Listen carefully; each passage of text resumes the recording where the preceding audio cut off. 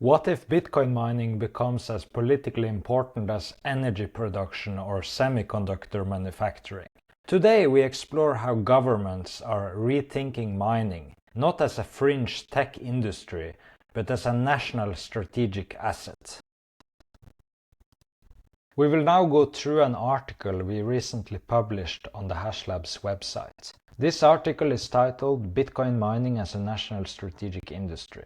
It argues that Bitcoin miners should prepare for a future where governments treat mining not as a niche tech activity, but as a geopolitically relevant industry. The era of lightly regulated, purely market-driven mining is coming to an end. What replaces it will look far more like energy policy than crypto speculation. This article argues that Bitcoin mining will increasingly be viewed by governments as a national strategic industry. And it explores what that means for industry operators. So we can think about the future as much as we want and make theories about what will happen, but of course we have to be practical and think about what we can do to best exploit that version of the future that we believe will happen. So therefore, in the end of the article, we will explain what industry operators can do to prepare for this. So first, trend overall in the world is going towards resource nationalism. And of course, that trend is going to affect Bitcoin mining as well as all other global industries. For the past 2 decades, global markets have moved towards liberalization. Capital, energy and infrastructure investments became more internationally mobile.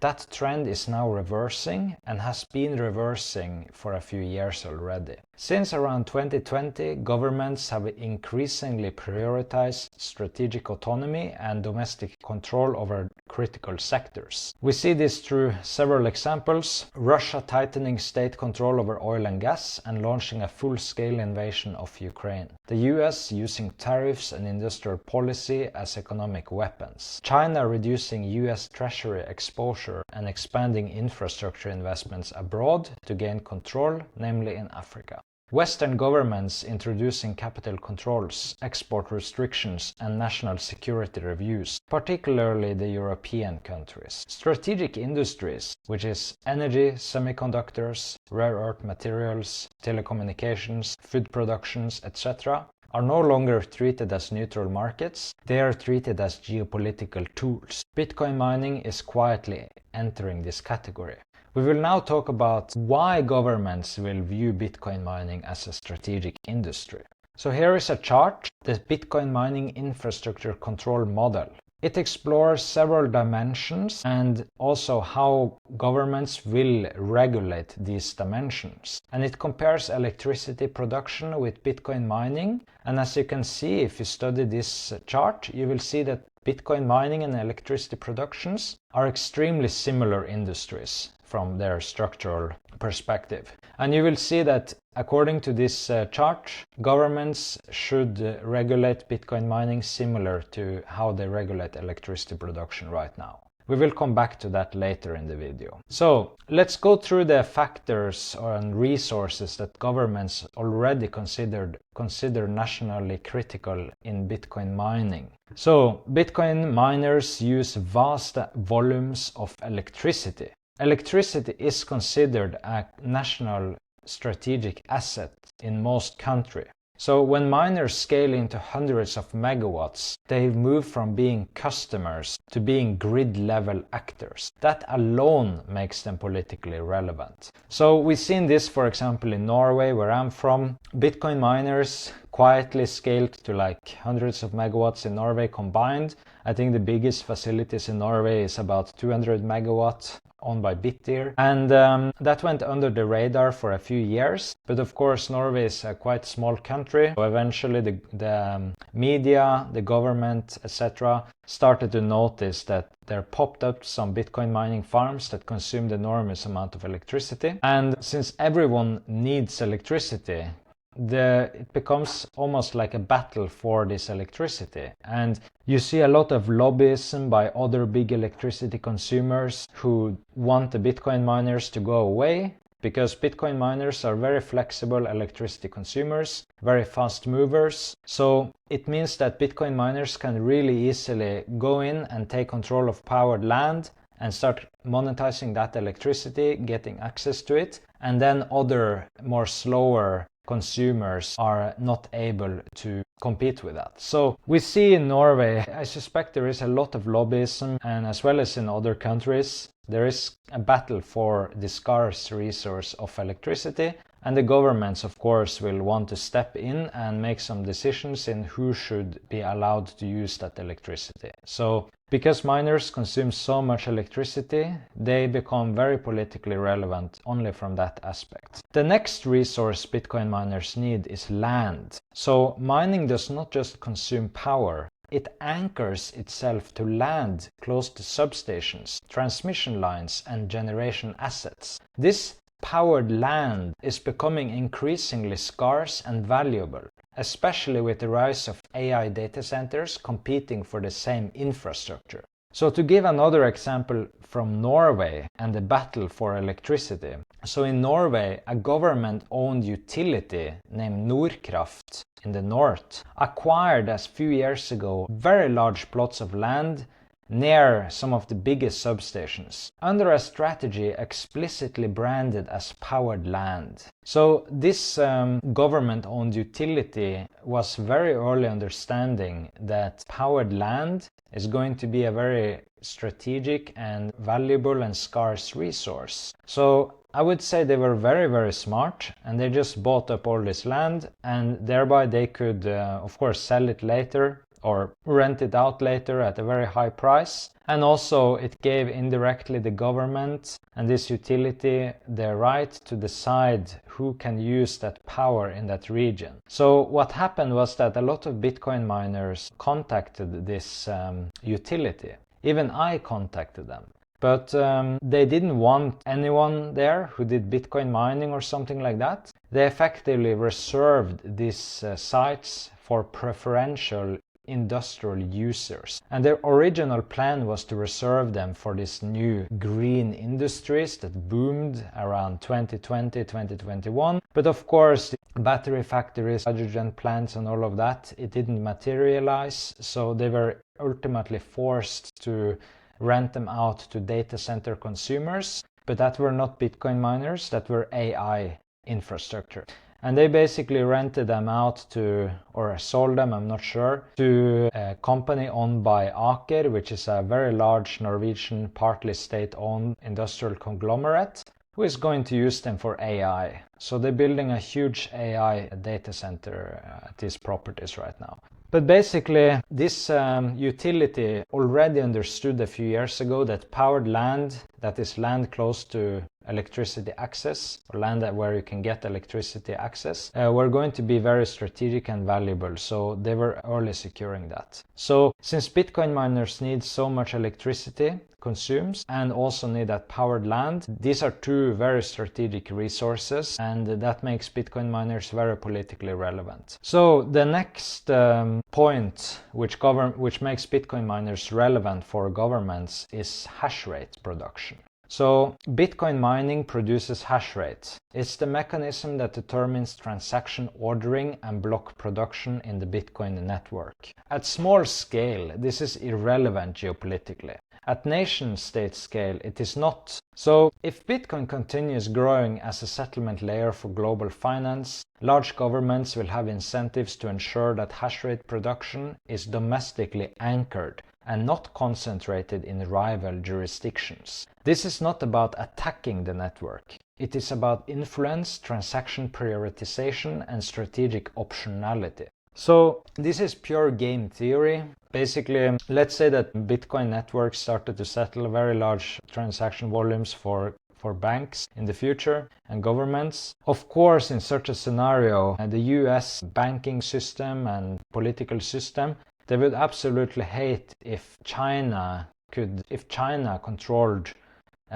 so much hash rate that theoretically China could decide to not let the US transactions occur. So it becomes like a geopolitical battle to get as much hash rate under your control as possible on a nation-state level.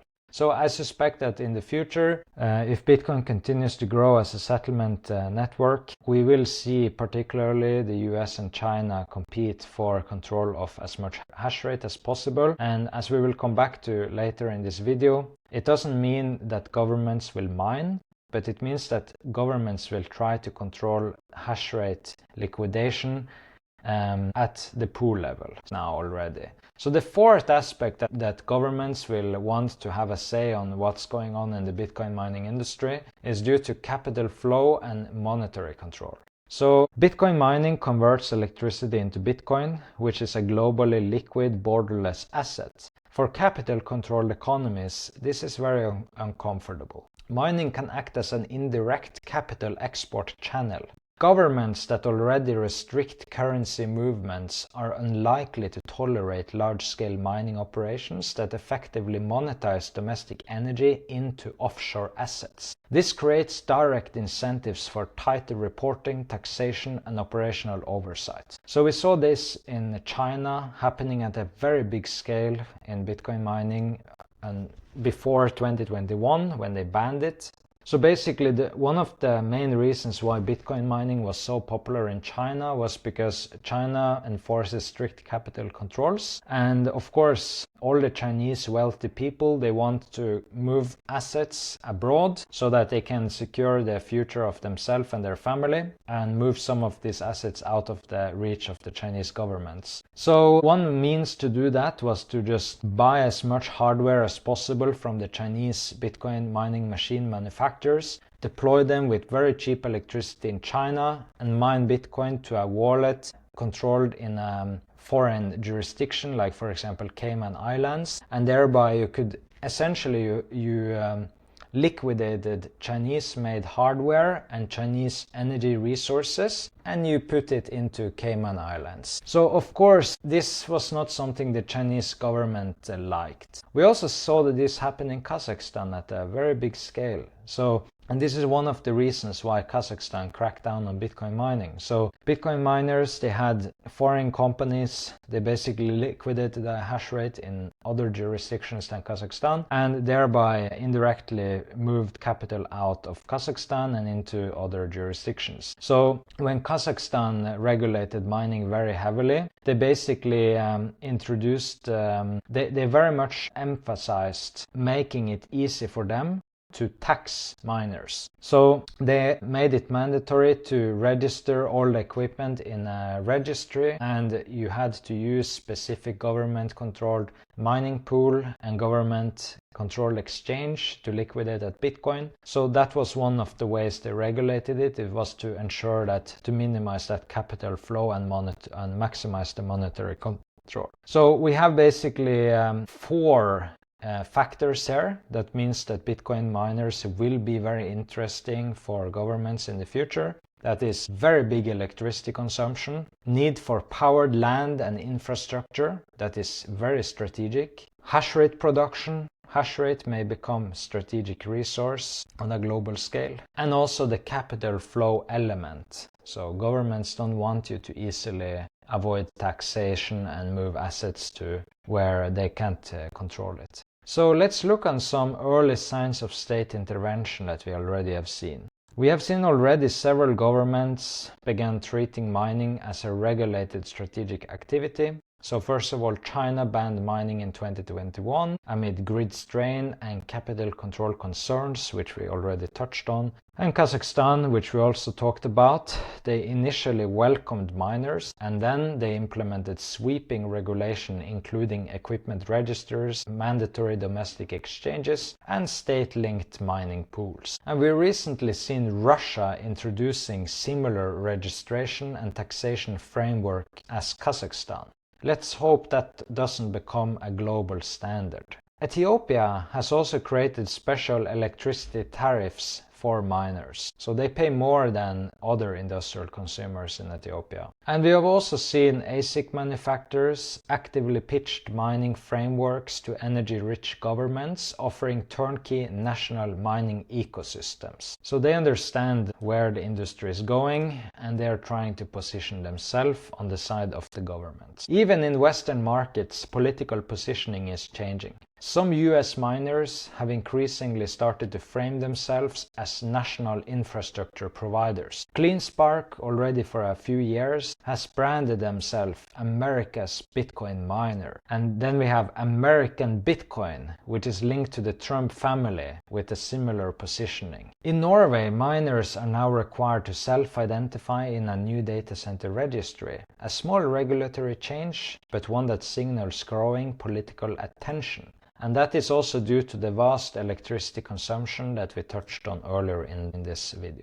So, it's clear from this analysis that Bitcoin mining possesses several factors that makes it very interesting for governments and could be viewed as a national strategic industry in the future. So, that raised the question, how exactly will governments regulate Bitcoin mining? I believe that Bitcoin mining will be regulated very similarly to how electricity production is currently regulated in most countries. So, governments rarely operate power plants directly. Instead, what they do is that they regulate the output, they control the access to the grid of that power plant. They sometimes mandate utility relationships, that is selling the power to a utility, influence pricing structures, collect taxes, and mining fits the same model.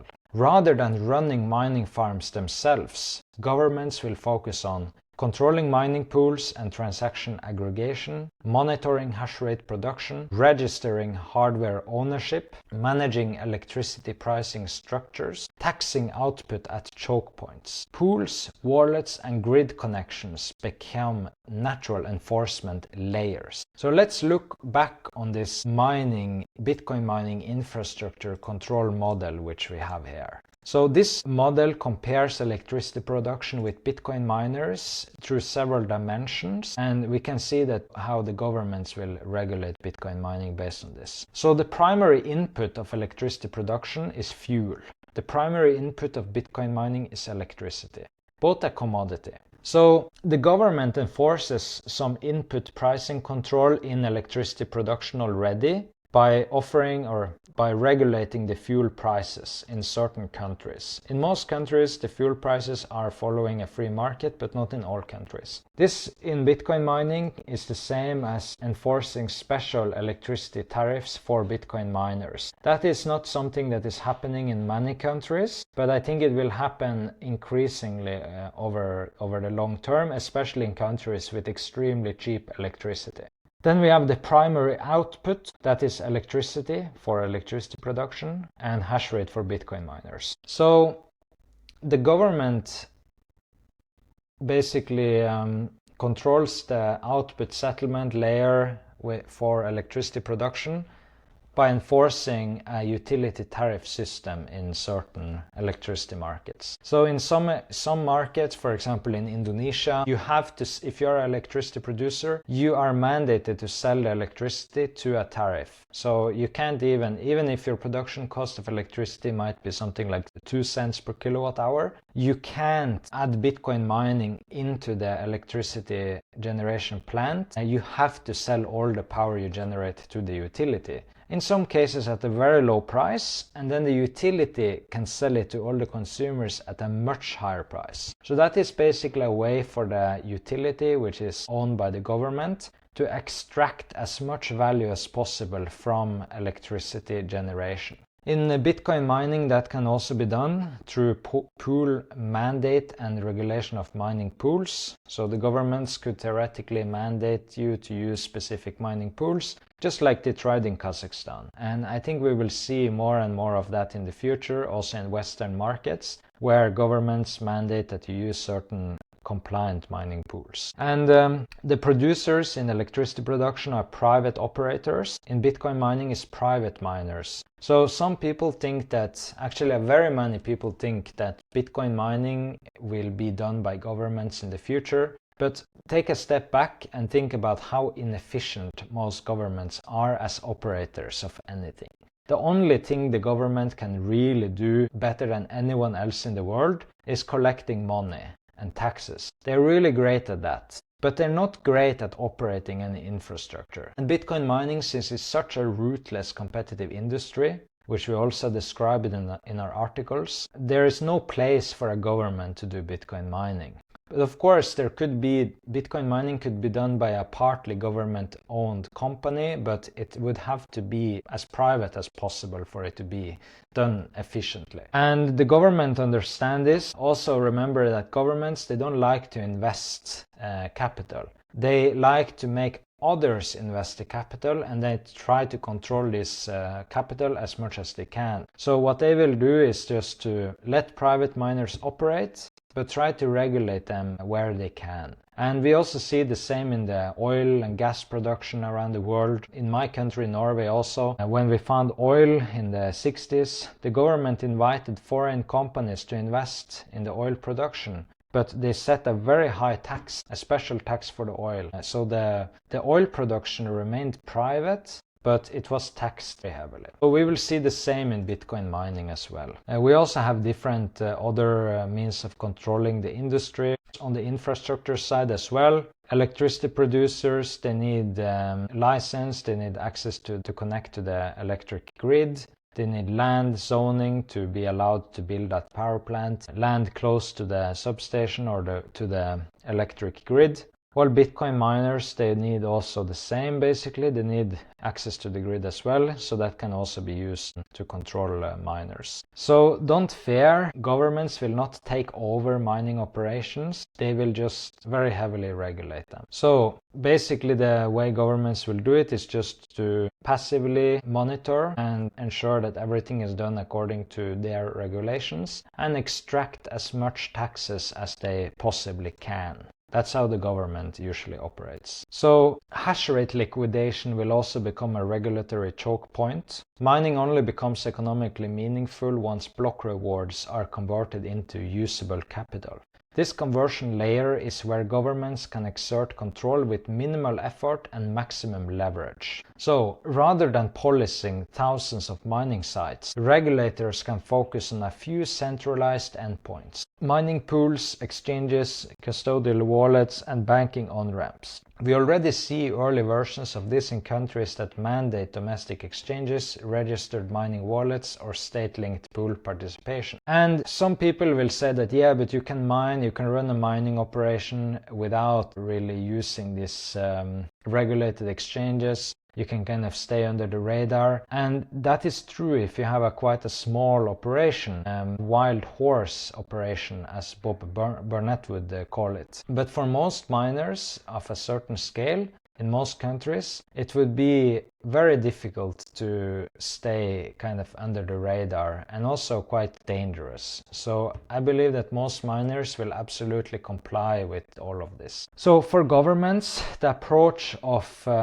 basically controlling the hashrate liquidation layer is very efficient. It enables real-time monitoring of mining output, automated taxation even, capital flow control, and selective enforcement without directly operating mining infrastructure. For miners, this means profitability will increasingly depend not only on electricity pricing and uptime, but also on access to compliant liquidation channels. Operators with regulatory alignment and approved settlement pathways will gain structural advantages, while informal or offshore structures will face growing friction. Bitcoin mining is beginning to resemble other regulated commodity industries where production is allowed and even incentivized, but settlement is tightly controlled and taxes are maximized. Also, we will see electricity pricing become a policy tool in certain countries, especially in energy-rich countries. Mining will likely be allowed, but not at unrestricted market rates. Governments can extract economic rent by adjusting tariffs, introducing sector-specific electricity taxes, or setting minimum price floors. So the objective from the government side is simple: keep mining competitive enough to remain domestic while capturing as much value as possible at the state level. So the idea is that mining is a golden goose. The government should not kill that golden goose, but simply keep it alive so that they can keep taking these golden eggs periodically. Of course, some short-term thinking governments where everyone are greedy, they will just kill that golden goose and take everything immediately. but in the long term they will suffer from that. So let's hope most governments don't become too short-term thinking. Also, we will see land access become more restricted. So the era of casually acquiring 100 plus megawatt sites near substations is ending.